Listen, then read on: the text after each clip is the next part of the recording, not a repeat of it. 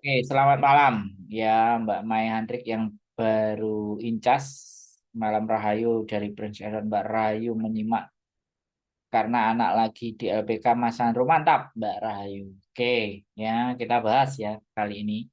Oleh-olehnya kemarin tuh sebenarnya saya lupa sih nggak saya scan, harusnya harus saya scan kemudian saya foto juga. Tapi saya coba jelaskan menurut omongan. Jadi nanti boleh kalau ada yang nggak jelas atau kalau mungkin nanti ada teman-teman yang mau ngobrol, yang mau datang ke sini boleh. Eh, kita bicarakan dulu di live ini ada beberapa ini kemarin saya bawa beberapa brosur yang hadir dari sana. Sebenarnya websitenya juga ada, tapi ini saya cuman ada dua ya, yang posisinya dekat sama saya waktu itu. Nah ini dalam bahasa Indonesia ya sekali lagi. Brosurnya ada kayak buku, ada yang kayak gini ya, masih masih menggunakan tata cara jadul brosur karena kalau ini ada buku ini. Nah ini TU-nya, administrasinya itu menggunakan bahasa Indonesia. Saya juga udah punya. Nanti kalau teman-teman mau berkomunikasi atau ngobrol langsung sama mereka, saya ada kartu nama dan semuanya akan saya share. Nah, intinya ini adalah oleh-oleh saya kemarin berangkat ke Jepang dan tujuan utama saya adalah juga ini, memberikan informasi yang tidak berdasarkan katanya. Memberikan informasi yang memang saya langsung terjun di sana, langsung turun ke lapangan, langsung melihat. Jadi begitulah saya. Dalam mencari informasi saya nggak tanggung-tanggung. Kalau informasinya nggak valid, maka saya tidak akan keluarkan di konten.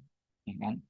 Kalau informasinya nggak valid, mungkin saya akan membahas informasi yang nggak valid itu ya ringan-ringan tipis-tipis nggak terlalu mendalam. Kalau ini saya akan bahas mendalam karena ini benar-benar kita berbicara masa depan, kita berbicara tentang generasi penerus kita berbicara konsep.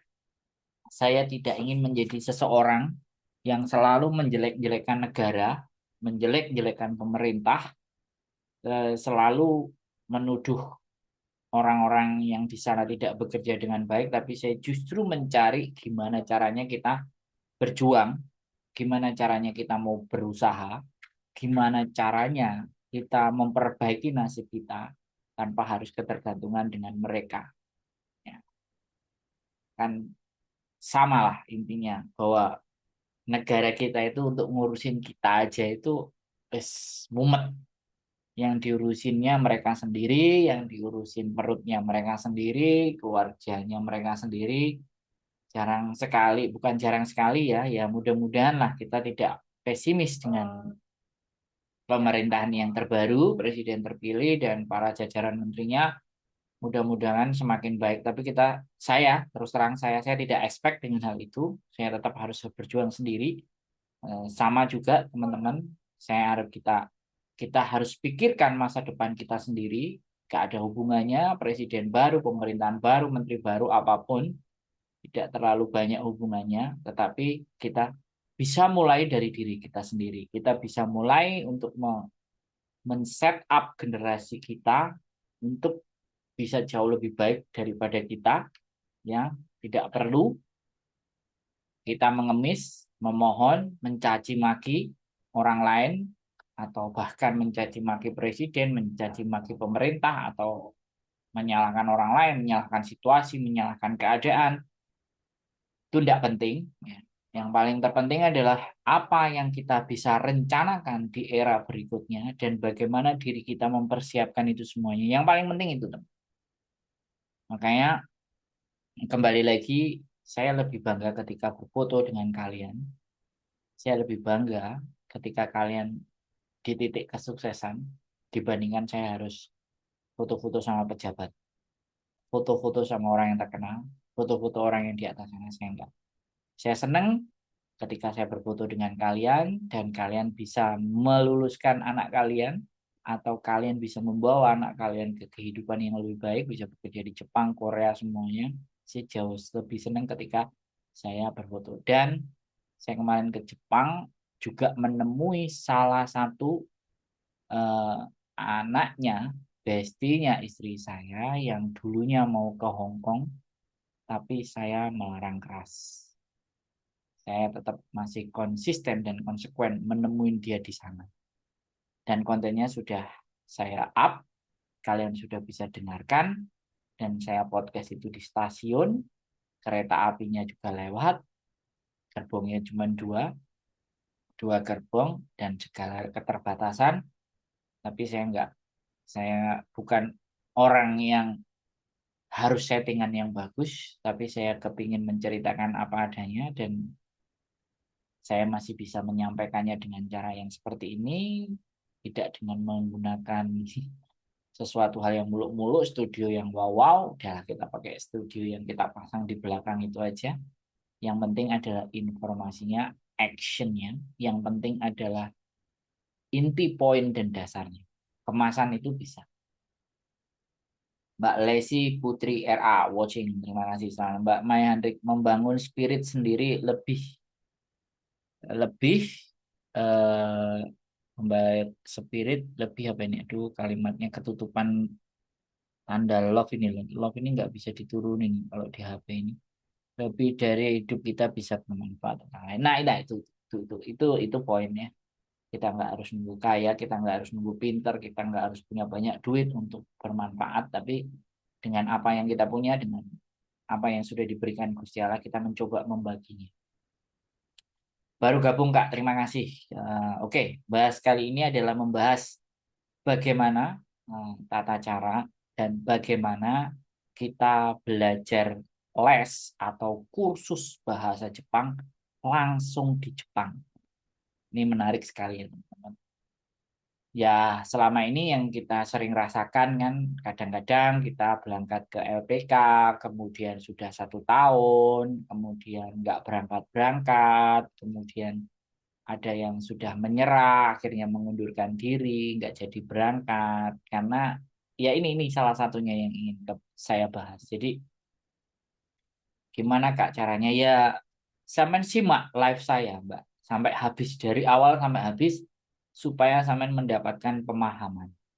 Ya, jadi karena sampean baru gabung, live saya biasanya 35 menit, bahkan 40 menit, bisa sampai 1 jam. Karena yang ingin saya sampaikan kepada teman-teman itu, saya sudah otodidak belajar cara nulis bagus. Jadi yang ingin saya sampaikan ini adalah cerita yang nggak sepotong.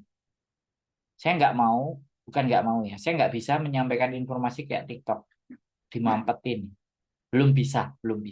Dimampetin gini-gini orang tertarik. Tapi saya menggunakan platform saya YouTube dan Facebook saya ini untuk memberikan pemaparan, memberikan penggambaran, sehingga kalian mendapatkan informasinya itu enggak sedikit, sehingga dapat inti poinnya.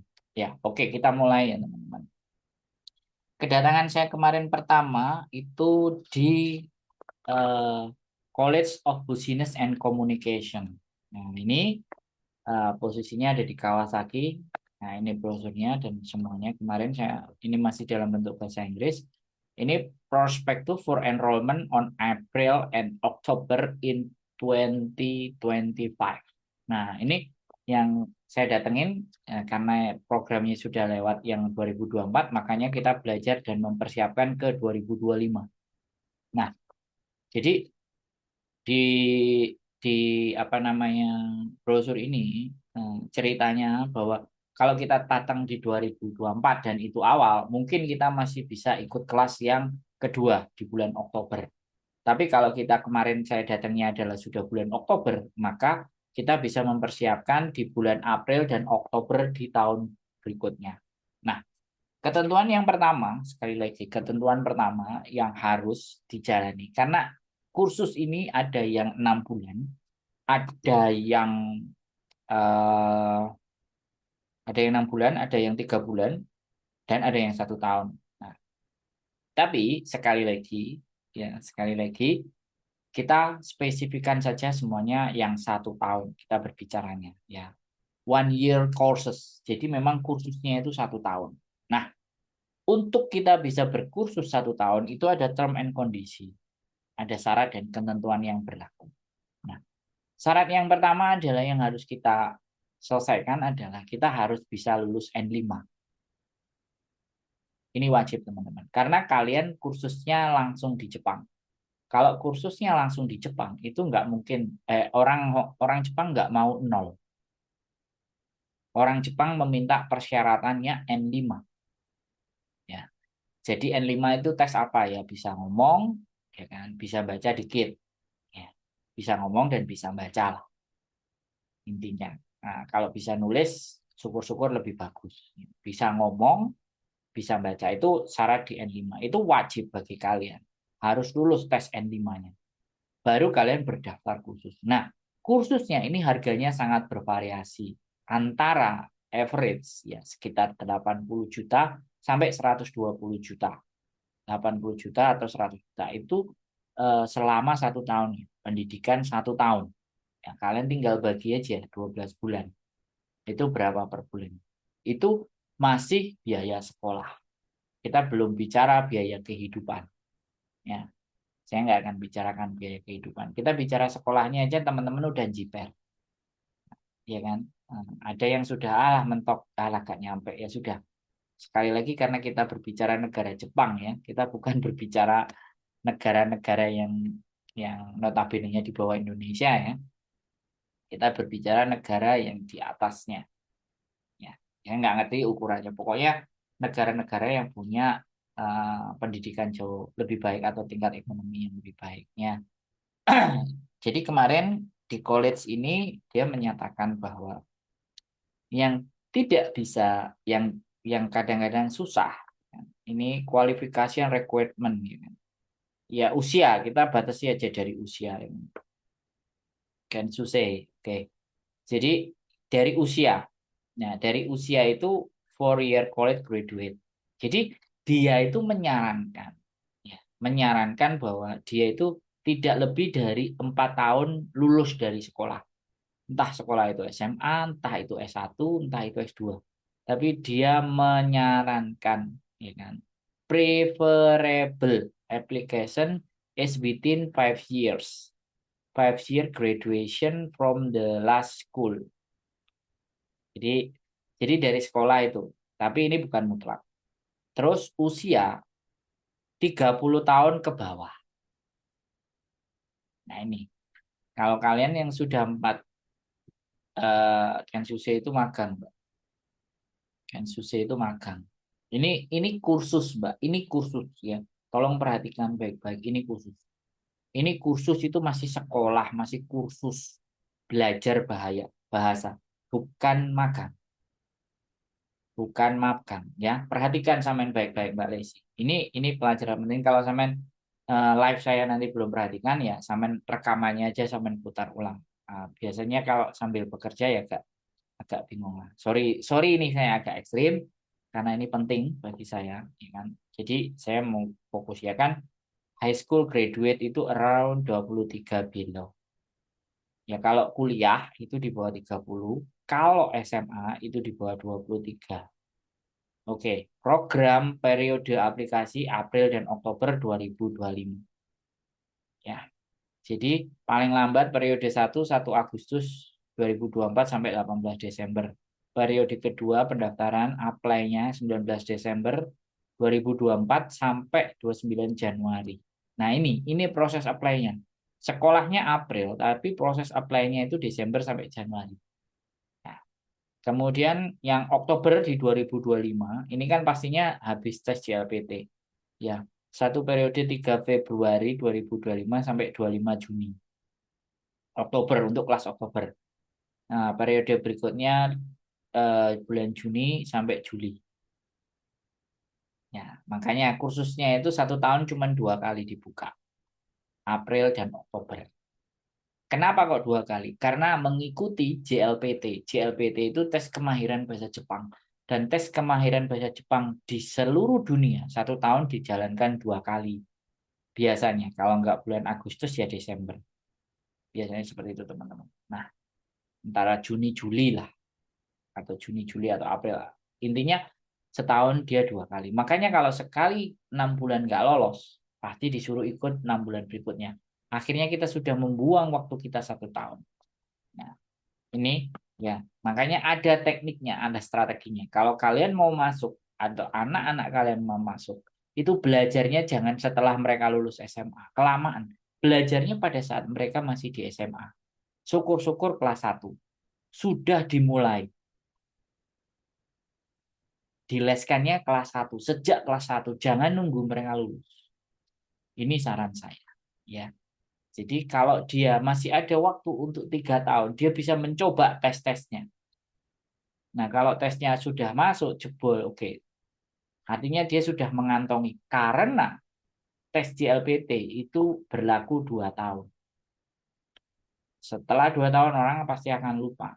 Jadi tes yang kita lakukan di 3 tahun yang lalu itu sudah nggak berlaku. Nah, ini makanya ini yang butuh strategi buat teman-teman. Jadi kembali lagi mempersiapkan mereka itu nggak main-main. Oke, itu untuk periode. Dan application requirement differ depending on nationality, tergantung dari negaranya. Immigration screening dan ABCD bla bla bla bla bla. Nah, terus biaya. Ini ngeri loh. Biayanya screening fee 30 yen. Taruhlah 100 lah kursnya. 30 juta.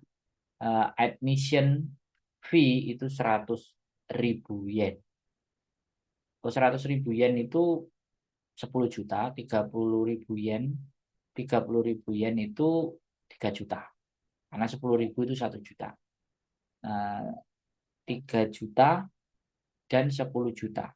Itu awal. Dan semester pertama, 6 bulan, itu 365 Japan yen. Sekitar 36 juta. 100 juta itu 10, oh ya 36 juta. Jadi kalau 1 tahun, ya second semester yang kedua itu 36 juta. 36,5. Ya, sebenarnya cuma 72 juta, nggak sampai 80 juta SPP-nya. Ya, tetapi administrasi dan prosedurnya ada yang 10 juta tambah 3 juta. 13 juta. Jadi 72 tambah 13 juta. Pira totalnya?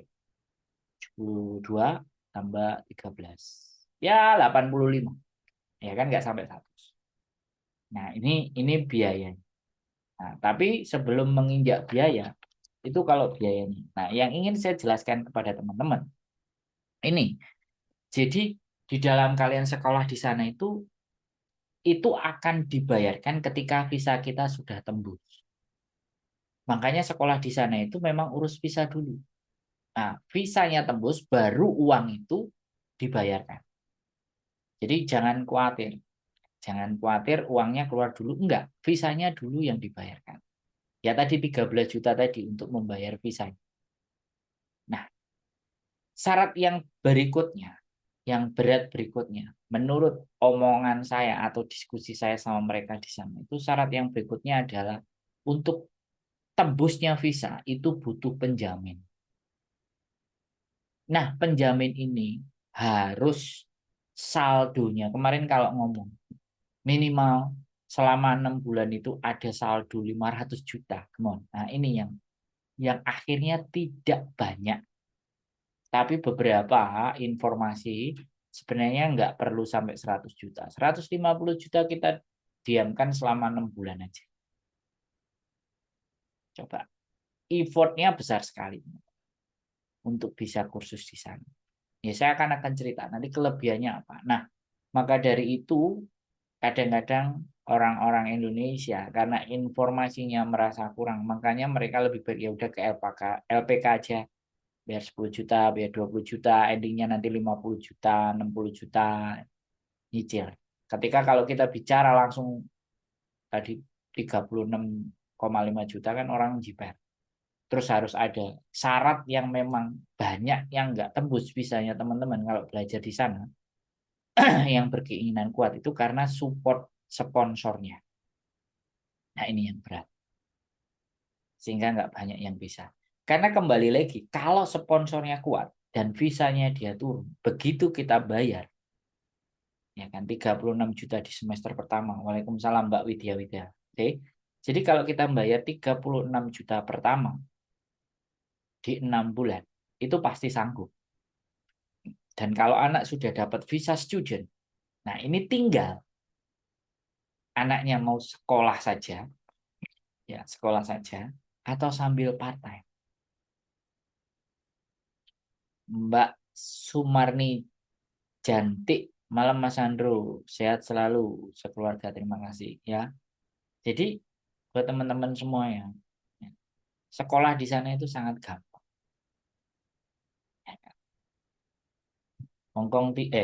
Jepang tidak memberikan sesuatu yang sulit, tapi memang dia punya standar. Nah, standar dianya yang mungkin jauh dari standar kita itu persoalannya.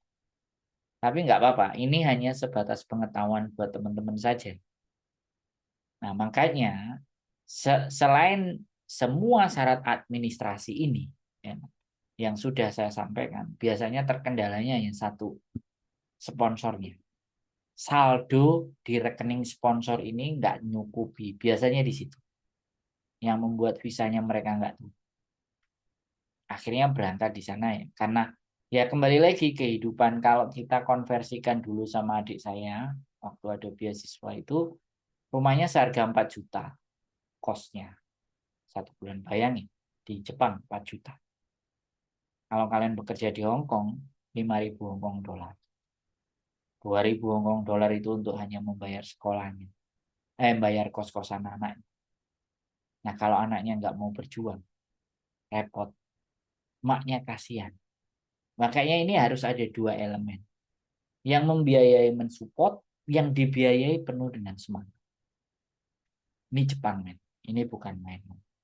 Ya. Tapi sekali lagi jangan merasa putus asa. Karena banyak jalan menuju Roma. Ya. Asalkan teman-teman mau. Nah, sekarang kalau kita bandingkan, adik saya kan kuliah di ITS. Satu semesternya 7 juta. Satu semester 7 juta. 4 tahun.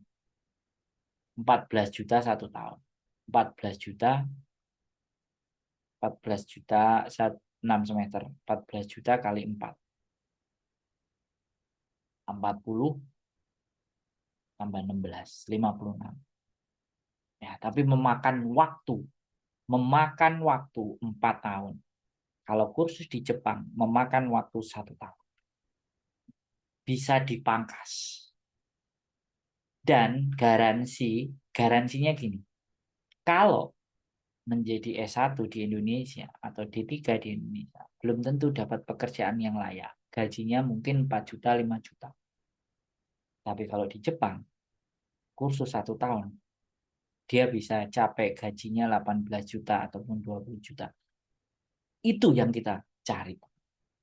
Sekolahnya pendek, begitu lulus kerja, gajinya tinggi. Itu yang kita cari.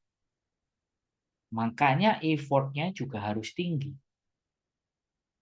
Ya, semangatnya harus tinggi. Karena benar-benar di Jepang, ada cerita kemarin. Dia masuk di LPK. Interview tembus. Interview tembus. Akhirnya dia diberangkatkan karena yakin perusahaan bahwa dia ini bisa bicara. Ternyata nyampe di sana dia tidak bekerja di pabrik. Tapi jadi apa? Tukang sapu. Ini true story. Jadi nggak bisa main-main kayak Hong Kong. Jadi tukang sapu dan nggak boleh masuk ke pabrik. Bersih-bersih pabrik setiap hari kerjaan. Sedangkan yang lain itu sudah pegang mesin, gaji sudah 18 juta, nyampe lembur 25 juta. Dia cuma 10 juta. Tapi ya bersyukur. Kalau dibandingkan di Indonesia tukang sapu nggak sampai 10 juta. Tapi ingat, orang Jepang udah menganggap sampah. Karena dia dibohongi. Saya nggak tahu, mungkin permainan LPK, dia nyogok atau kasih duit, akhirnya dia dikasih jawaban, kunci jawaban, and dia nyampe di Jepang, dites lagi, diajarin tata cara gak ngerti bahasa. Akhirnya jatuhnya jadi tukang sapu. Nah ini sekali lagi ya teman-teman. Jepang beda sama Hong Kong. Hadir Mas Andrew, Mbak Eva Teresa, Mbak Cahaya Cinta. Ya ini sekali lagi saya bahas serius. Jadi saya ingin ya memberikan informasi. Jadi saya ke Jepang itu nggak cuman mikirnya jalan-jalan happy-happy, foto-foto, selfie-selfie. Enggak, tapi ini yang lebih penting. Message ini membawa pesan, membawa sesuatu untuk generasi berikutnya. Kalau kalian sudah gagal di diri kalian, merasa di diri kalian gagal, wis gak gelem mikir, sampean mikiro ge anake sampean. Aku gak cuma mikirin sampean anaknya, sampean melok tak pikir piye carane. Ya, aku oleh apa? Oleh pahala. Wis. Iku pun nek Gusti Allah ridho dikai pahala, nek gak oleh maruk ndrung. Bukannya kerja di Jepang juga interview Mas Andro. Loh, iya, maksudnya piye iki Mbak Eva Tresa? Ya interview. Ya karena interview sama kalau kalian kayak Sujiki interviewnya dari PT itu disetting. Maksudnya bukan interviewnya, apa kayak Sujiki-nya. Nah begitu interview kalian nggak bisa jawab kan majikan nggak mau ambil. Nah di Jepang dia bisa interview. Mungkin apal jawabannya karena ada polanya, ada pakemnya. Nyampe di Jepangnya. Jadi tukang sapu itu cerita dari kemana. Baru datang sampai 3 bulan. 1 bulan, 2 bulan masih. Sampai 3 bulan masih jadi tukang sapu. Nggak tahu nasibnya sampai bagaimana. Nanti saya coba tanyakan. Jadi ya aku nggak nakutin. Aku sumbernya ada. Yang ada di kontenku itu yang cerita. Dan itu ada keretanya yang lewat. Memang mungkin nggak kelihatan bangunannya. Tapi ya karena memang nggak ada tempat duduk. Kereta lewat. Bayangkan. Ya, nggak apa-apa. Yang penting kan dapat message-nya. Maksud ya langsung ketemu bos Jepang. Ngobrol bahasa Jepang. Ada yang kayak gitu. Di LPK datang bosnya. Ada yang by Skype. Jadi tergantung LPK-nya. LPK macam-macam. Tapi kebetulan yang kemarin itu anak yang saya wawancarai kemarin itu ternyata dia tidak melalui tes JLPT. Dia magang dan interview cocok, bosnya juga bisa omong-omongan, udah langsung kasih visa syarat. Nggak perlu ada JLPT karena memang powerful ya dari perusahaan langsung ngasih visa, ngurusin visanya dari perusahaan itu hak boleh. Jadi karena perusahaannya sudah yakin, ini sama kayak kalian ya. Contohnya, majikan sudah mau. Kalau majikan sudah mau, LPK pasti akan lepas. Karena perusahaan itu akan bayar ke LPK. Sama majikan akan bayar ke PT sampean. Mbak Siti Masalah. Untuk bisa begitu kan harus bahasa Jepangnya cas cis cus ces. Gak pelengkap, pelengguk ngumciu. Ngumsik teng repot. Ya kan? Emeng. Mau emeng ah. Wah repot. Mbak Siti Masalah. Dame, daijobu. Daijobu boleh, oke. Dame, dilarang, tidak boleh. Ya. Saya baru dikit-dikit aja sih. Nah, jadi yang saya ceritakan ke teman. Dan ketika bahasa tidak bisa, wih, sama kayak di Hongkong. 2 bulan pingin kabur, dimarah-marahin, dimaki-maki, ingin memeluk dirimu. Nah, kita balik lagi ke bicara kursus. Setelah kalian mendapatkan visa, kalian bisa kursus di Jepang selama 1 tahun dengan visa student, maka kalian sudah bisa paten. Nah, paten pun itu pasti butuh kalian mengerti bahasa. Makanya harus ada bekal N5 dulu. N5 itu yang terendah. Mbak Swat ya, jam malam Mas Andro. Buat Mas Andro sehat selalu pokoknya. Terima kasih Mbak Swat. Ya, bahasa itu paling tidak itu bisa ngerti dulu, denger dulu dan ngomong. Baru kalian bisa kursus di sana. Bisa cari part-time. Dan sekali lagi, kalau kalian bisa part-time, minimalnya uang kontrakan itu kebayar dari uang part-time. Di Hongkong, di Jepang itu saya pernah kerja jadi kuli itu dihargai 1 harinya dapat 800.000. Itu 2011. Sekarang pasti naik. Saya pernah part-time 10 jam. Sejamnya 80 yen. Nah, kalau 10 jam kan 800 yen. 1 yennya 100 rupiah. 800.000. Enggak sih. 800 itu 80.000.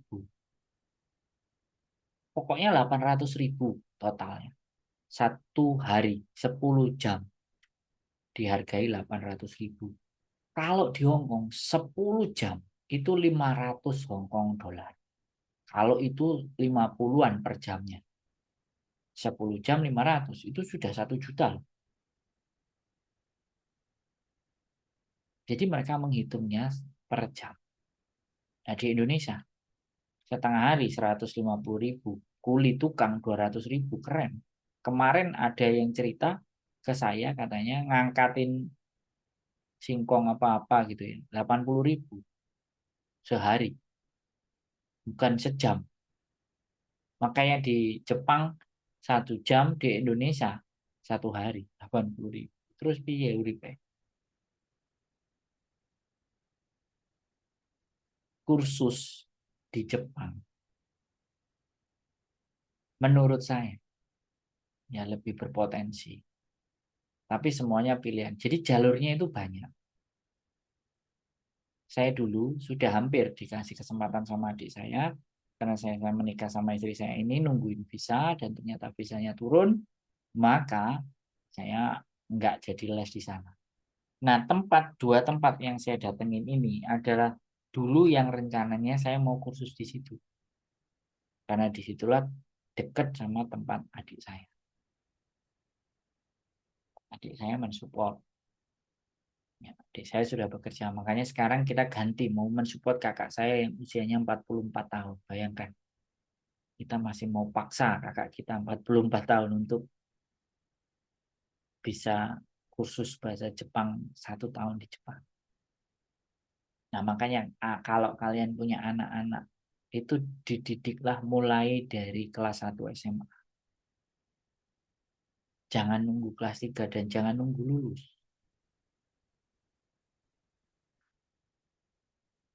Kalau dia minatnya bahasa Korea, ya belajarkan bahasa Korea. Minatnya dia Jepang, ya ke Jepang. Bahasa Inggris, ya kasih les bahasa Inggris. Kalau kalian ngerasa, kalau kita semua yang ngerasa bahwa Indonesia sudah tidak bisa menjadi tempat tinggal yang diharapin, sudah, kirim ke luar negeri.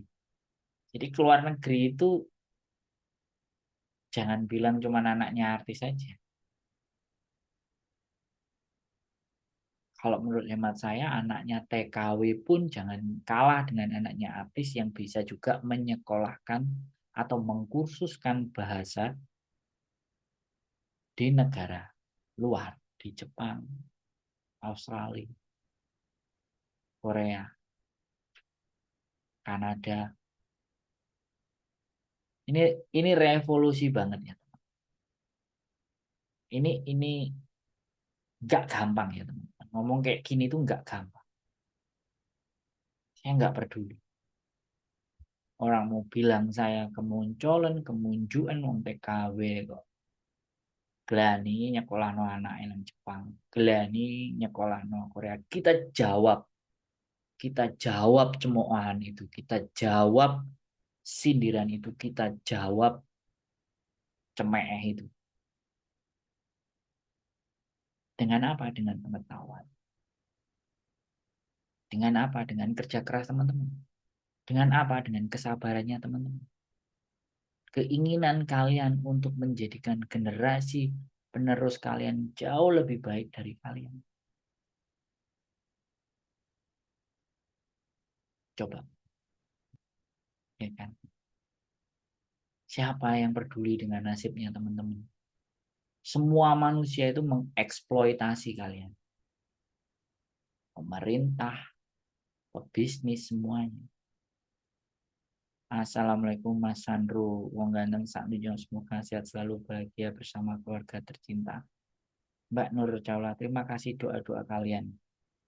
Mungkin Gusti Allah masih memberikan saya kehidupan karena berkat doa-doa kalian. Saya belum sempat dicabut, saya masih dikasih kesempatan. Nah, untuk kesempatan kedua hidup saya ingin menjadi orang yang bernilai dan bermanfaat. Ekspesialisasi buat kalian pekerja migran Indonesia.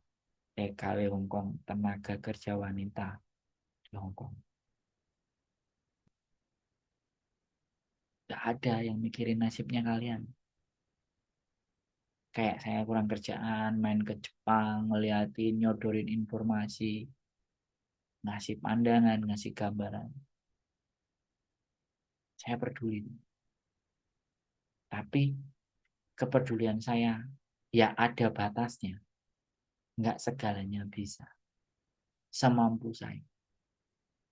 Kebetulan memang ada rezeki sedikit, saya juga kepingin juga jalan-jalan ke Jepang sekalian saya carikan info buat kalian.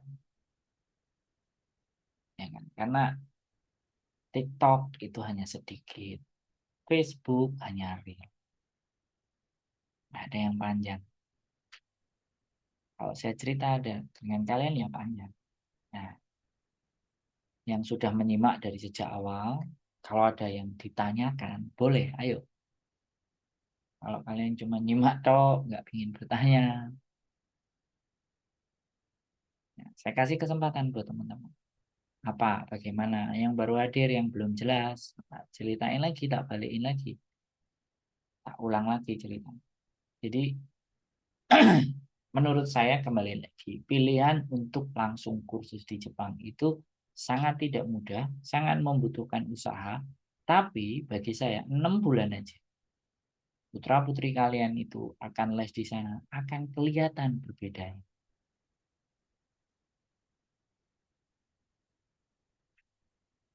Akan nampak. Saya pernah punya teman, waktu itu sama-sama kita nyebutnya Gemba. Gemba itu kuli. Sama-sama kita nguli, bedanya saya turis, dia student. Dia visa student. Dia kursus juga. Sekarang sudah di Jepang, sudah punya istri orang Vietnam, lahir anaknya, dan dia bekerja di sana.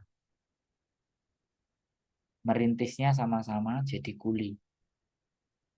Nasib dia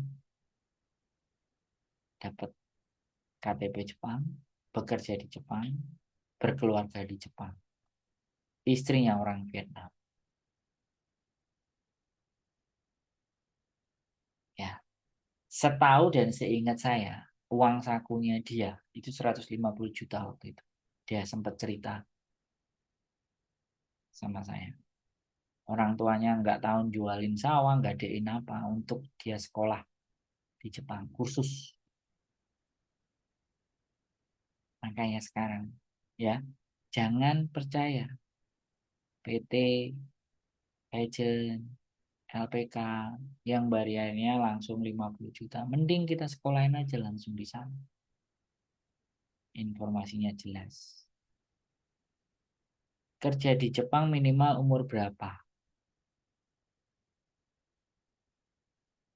Kan tadi saya bilang, Mbak, sekolah itu kalau lulus SMA 23, kalau sudah kuliah minimalnya 30.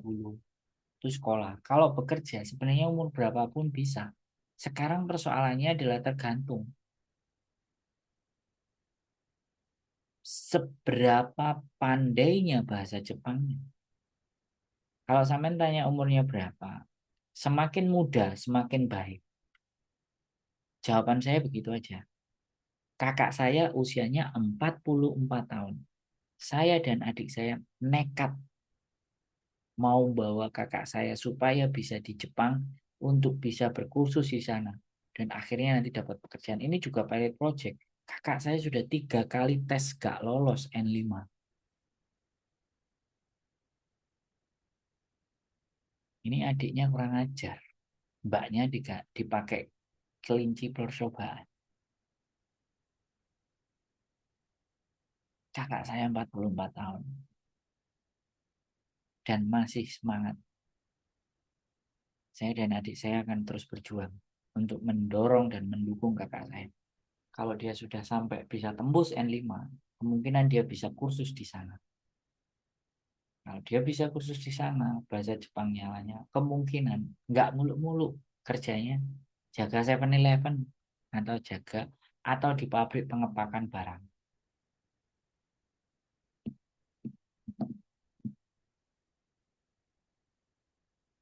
teman-teman semuanya, ini sekali lagi ya materinya agak sedikit serius.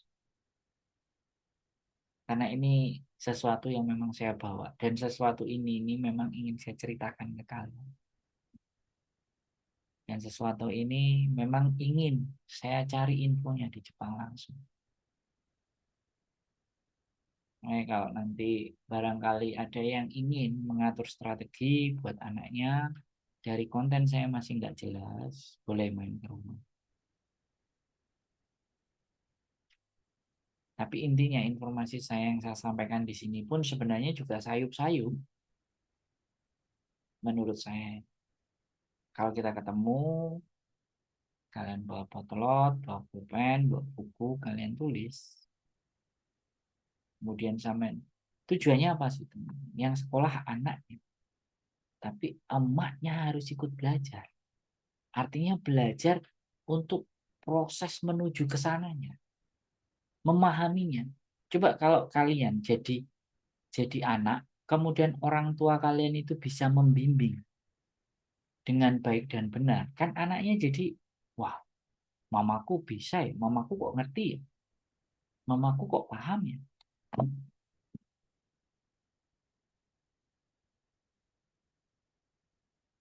teman-teman, ya kan?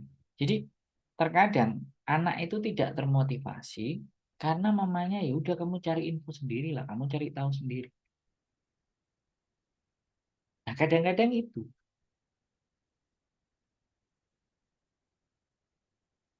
tak jawab ya Mbak Eva Tresa. Caranya gimana Mas Andro bisa ke Jepang itu pakai visa apa? Ya bisa visa turis, bisa visa student, makanya apply. Nah, syaratnya apply tadi apa? Saya tadi bilang. Berarti Mbak Eva Tresa kan baru nggak dari depan. Perasaan dari depan. Oke, nggak apa-apa tak jawab. Visanya bisa turis, visanya bisa visa student. Nah, visa student itu apply. Kalau visa turis ya biasa, wiper, ke konsulat. Tapi kalau visa student, ya sekarang ini buat siapa nih? Buat anaknya sampean atau bagaimana? Kalau buat sampean Loihang ya sudah, apply aja visa turis. Tapi kalau buat anaknya untuk visa student, maka harus ada step-stepnya tadi. Minimal lulus kemahiran dalam bahasa Jepang N5. Kemudian daftar, daftar ke lembaga kursusnya. Syaratnya apa saja? Tadi yang saya ngomong, ya,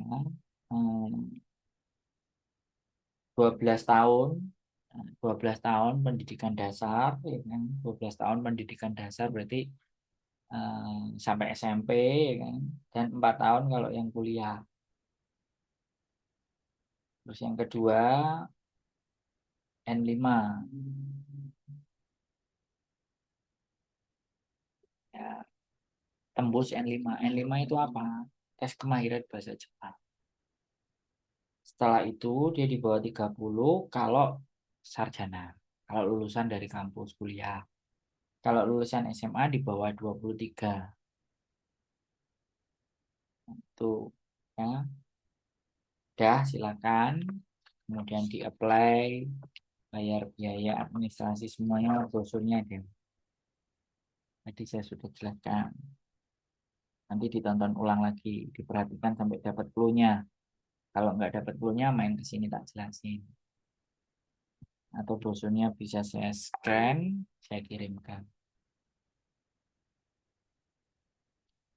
Oke, jadi seperti itu buat teman-teman semua ya. Ya, kira-kira Mbak Teresa ada yang mau ditanyakan lagi? Kira-kira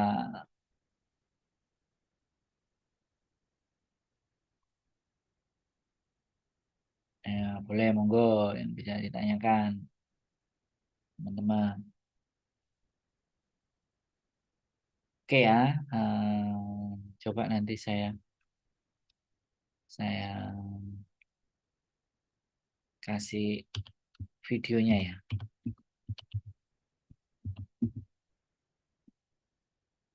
Saya kasih videonya ya teman-teman. Hmm. Hmm. Mudah-mudahan videonya bisa ditonton. Kalau di Facebook mungkin bisa, tapi kalau di YouTube saya coba saya share kan, saya share kan.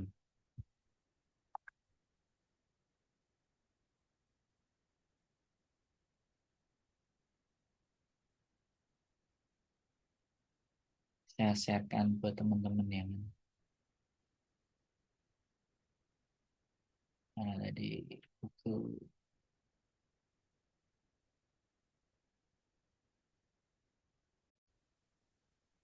Mudah-mudahan kelihatan ya teman-teman.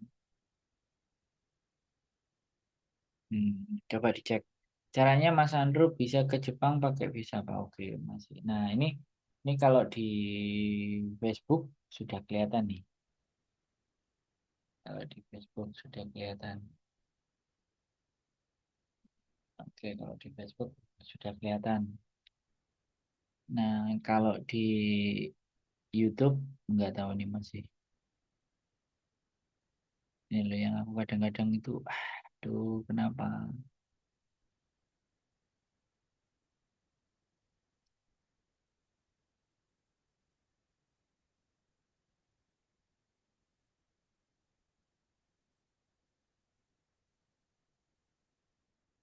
Tuh,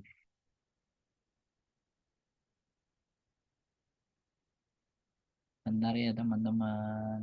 Sorry ya.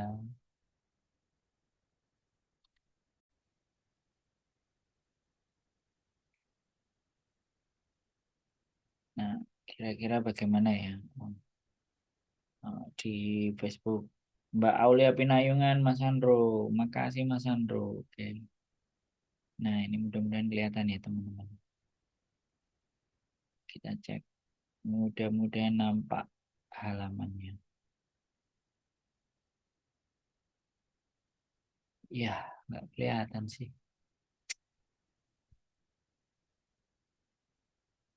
Yang kelihatan malah halaman ini.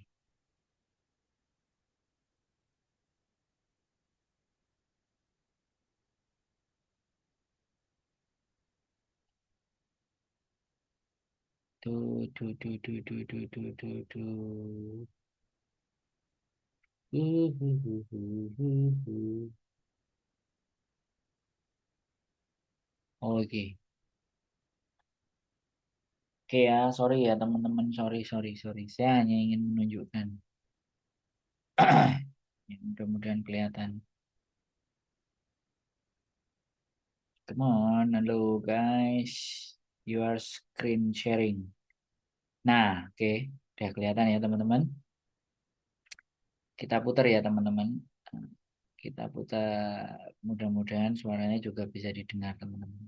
Ya, nanti komen-komen ya. Selamat malam Mbak Asti Hendra. Ya, coba komen-komen ya nanti kalau suaranya nggak keluar. Oke. Oke. Oke guys, kita hari ini ke Jepang ya. Ya, sekali lagi ke Jepang. Dan kita ke Jepang, kita tidak hanya jalan-jalan ya. Kita ke Jepang ingin memberikan informasi buat teman-teman karena banyaknya teman-teman yang merasa sekolah di Indonesia apa semuanya itu dibohongi. Tapi kalau datangnya langsung ke Jepang itu nggak mungkin mereka bohong. Saya habis dari lantai 6 ya teman-teman, dari lantai 6 kita datang, kita menanyakan informasi, nanti akan saya bahas di konten YouTube saya atau live streaming saya. Di malam hari saya akan explain, saya akan jelaskan bagaimana persyaratan untuk menempuh kursus ya. Kursus kita bicaranya kursus atau pendidikan bahasa Jepang yang langsung di Jepang. Karena rata-rata teman-teman kalau di Indonesia belajarnya kan nggak bisa sambil latihan. Kalau di sini kan mau nggak mau sekalian pasti ngomong sama orang Jepang. Nah ini reportase saya di ini College of Business Communication International Hall Department of Japanese di Jepang dan ini posisinya adalah di Kawasaki. Kawasaki teman-teman tahu kan Kawasaki sepeda motor merek Jepang yang ada di Indonesia. Reng reng reng reng reng. Termasuk motor trail saya mereknya Kawasaki. Oke itu aja reportase, mudah-mudahan nanti kita akan bahas lebih detail dan lebih di live streaming saya berikutnya. See you.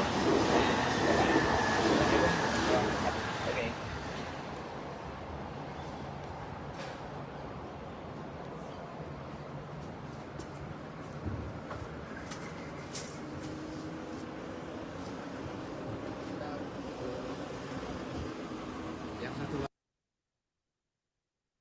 Oke, kita jawab ya pertanyaan Mbak Nur Caula. Anakku baru masuk 6 bulan di LPK, Mas. Ikut 2 kali ujian, udah oke.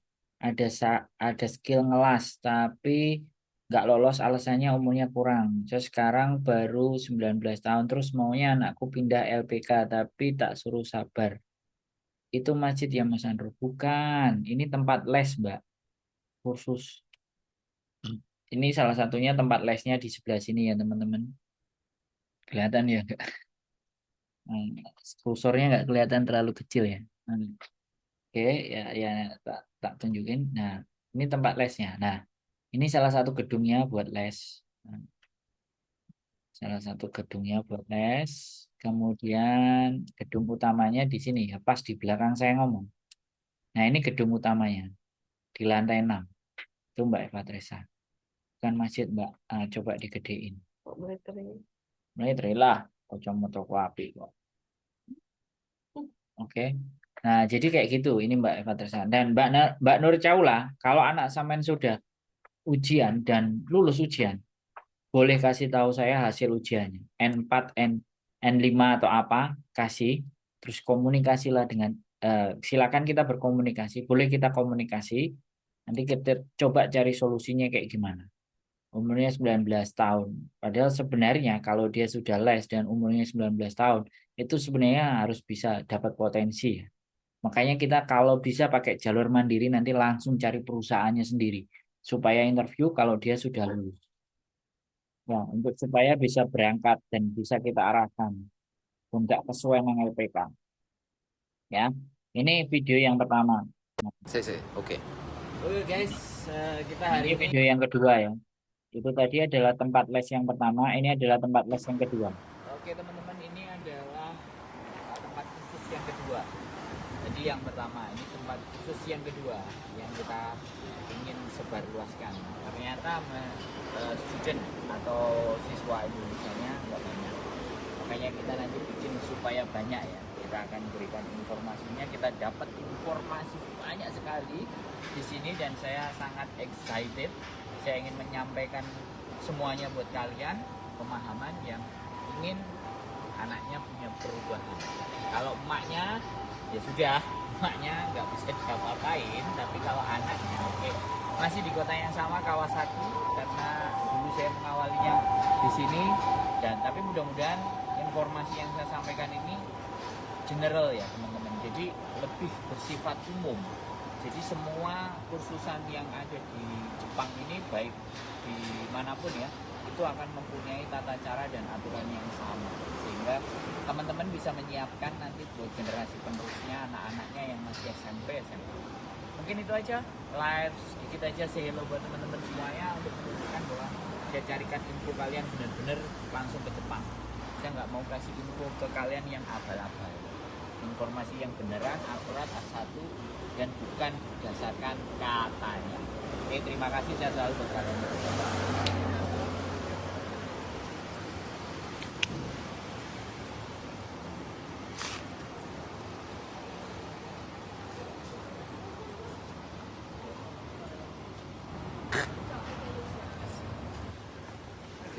Go.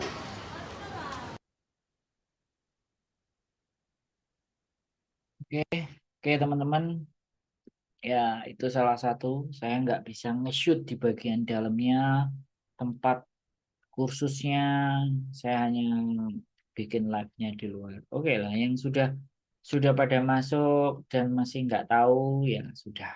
Kalau misalnya butuh informasi dari saya ya yuk. Kalau enggak juga nggak apa-apa. Jadi tidak ada paksaan untuk harus mengikuti arahan saya. Tidak ada paksaan, tapi bagi saya sebenarnya jalur pekerjaan di Jepang pun itu juga bisa jalur mandiri ya. Selama kemampuannya memang mencukupi, itu jalur mandiri juga bisa. Apalagi kalau udah lulus ujian. Nah, ini lulus ujiannya ini ujian apa? Ini yang harus teman-teman tahu. Ya kan? Kalau kita mau di magang, ya ujian CLPT aja nggak ada masalah. Tapi kalau untuk Tokute Gino, itu harus ada tambahan satu ujian lagi yang namanya SSW, Special Skill Worker. Makanya nih Saya kembali lagi, informasi yang saya dapatkan dari kalian tentang keponakan anaknya kalian ini nggak jelas. Ya kan? Jadi, dan kembali lagi, ya kan? Kalian sudah masuk LPK. Kalau sudah masuk LPK, pasti akan diikat sama mereka. Dan kalau mengundurkan diri harus berbayar. Nah, ini dia. Karena sama kayak teman-teman. Ketika kalian masuk ke PT, kemudian nggak jadi di PT, mengambil dokumennya, harus bayar. Karena kitanya yang akan dijual, teman-teman. Kita itu mau dijual sama LPK. Kita dicarikan pekerjaan, tapi mereka minta biayanya. Itulah Indonesia. Makanya kalau saya tadi bilang, kalau kalian sekolahnya langsung di Jepang, itu kalian tidak akan merasa dijual. Tapi syarat-syaratnya ini loh yang harus kita penuhi.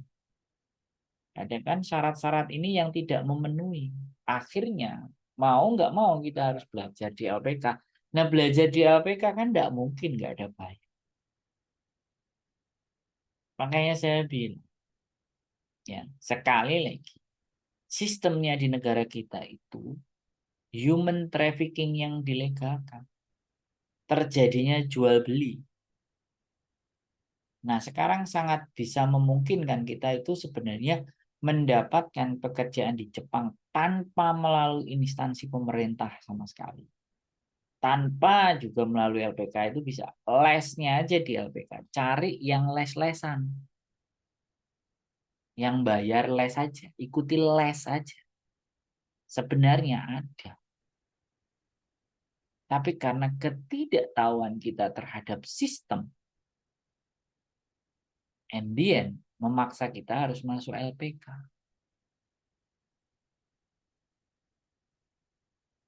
Ya kan? Banyak sekali jalur-jalur Tokute sekarang itu jalur mandiri. Jadi kita nggak meminta, kita nggak ke LPK itu kita bilangnya saya hanya les. Ya kan? Saya cuma bayar les-lesan aja kira-kira berapa. Saya nggak bayar asrama. Makanya sekali lagi banyak macam, banyak cara untuk belajar bahasa Jepang. Pada prinsipnya ke Jepang pun ya pekerja di Jepang pun mau magang mau tokute itu kuncinya cuma satu kayak kayak kayak gampangannya kita bicara aja teman-teman di Hong Kong. Kalau kalian dapat majikan sendiri tanpa masuk di PT, ya kan?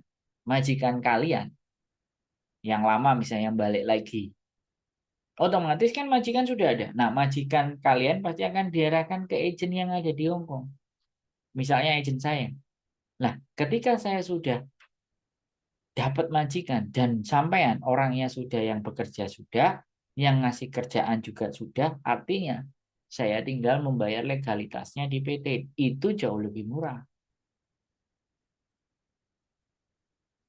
Nah, karena kita sendiri itu mendapatkan pabrik dan perusahaannya yang mau kita bekerja di Jepang tidak dengan cara cari sendiri, dicarikan, makanya yang nyarikan itulah yang mau ngambil uangnya. Ibaratnya kalau kita itu ya PT itu. Makanya kalian masuk ke PT. Kalian masuk ke PT, dokumen kalian ditahan. Kalau kalian mengundurkan diri harus bayar. Masuk di PT kadang ada datang, les, ikut, belajar, apa semuanya. Kayak non. Nah itu di Jepang juga. Jadi pemerintah Indonesia ini masih menyerahkan segala sesuatunya oleh LPK. Nah kalau kitanya yang pinter, tahu regulasi, tahu aturan, tahu ngerti, maka kalau di Jepang itu konsepnya kalau internasional itu kita kirim email kita melalui kita ngirim CV kita, perkenalan diri kita, siapa diri kita melalui email. Emailnya kemana? Ke perusahaan-perusahaan atau pabrik-pabrik di Jepang. Nah, untuk mendaftarkan daftar perusahaan dan pabriknya, ini yang kalian nggak punya. Sama kalau daftar majikan Hong Kong itu kan kalian nggak punya. Yang punya siapa? Agent. Nah, kalau yang di Jepang, siapa yang punya daftar pabrik-pabrik? Namanya Kumiai. Kalau di Jepang, agent itu namanya Kumiai. Atau TSK. Kumiai itu untuk yang magang, tapi kalau TSK untuk yang Tokutei Gino. Jadi kantor agensi itu anggap aja namanya Kumiai atau TSK.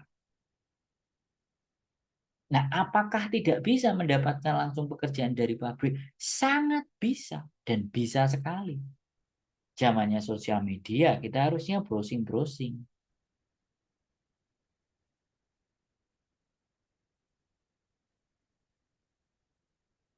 Itu loh, teman. Makanya kenapa saya ke Hong Kong pun tidak mencari pekerjaannya itu melalui agent atau saya datang ke PT. Enggak, terbang langsung ke Hong Kong. Sama, ya cari kerjaan juga di Jepang, saya langsung terbang ke Jepang. Tapi ini sekali lagi cara yang brutal, cara yang salah, cara yang keliru. Saya tidak menyarankan. Saya kasih gambaran buat teman-teman. Saya kasih pandangan untuk pakai cara yang benar, cara yang tepat, cara yang pas. Mbak Nur Kaula dan Mbak Eva Teresa sekali lagi lulus ujian. Ujian apa?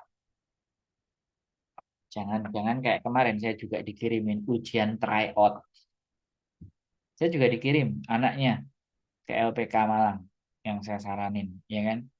Yang dikasihnya ujian tryout, bukan ujian JLPT atau JFT, bukan N4 atau N5, tapi kelayakan tryout untuk mengikuti ujian JLPT. Nah, itu. Ayo, teman-teman belajar buat masa depan anak-anaknya, buat kehidupan yang lebih baik buat anak-anaknya, teman-teman. Kalau nggak kita yang belajar, siapa? Anak kita kasih pemahaman. Kalau yang ngasih paham ibunya, bukan orang lain. Saya yang kasih paham, teman-teman. Oke, tidak ada pertanyaan teman-teman semuanya. Nyimak delongop aja atau nyimak sambil ngerjain sesuatu, it's okay. Tetap saya mengucapkan banyak terima kasih atas atensinya. Terima kasih masih mendengarkan apa yang saya sampaikan, masih stay tune dengerin kegedabrusan saya. Saya ucapkan banyak terima kasih. Selama ini kalian semuanya masih membersamai live saya.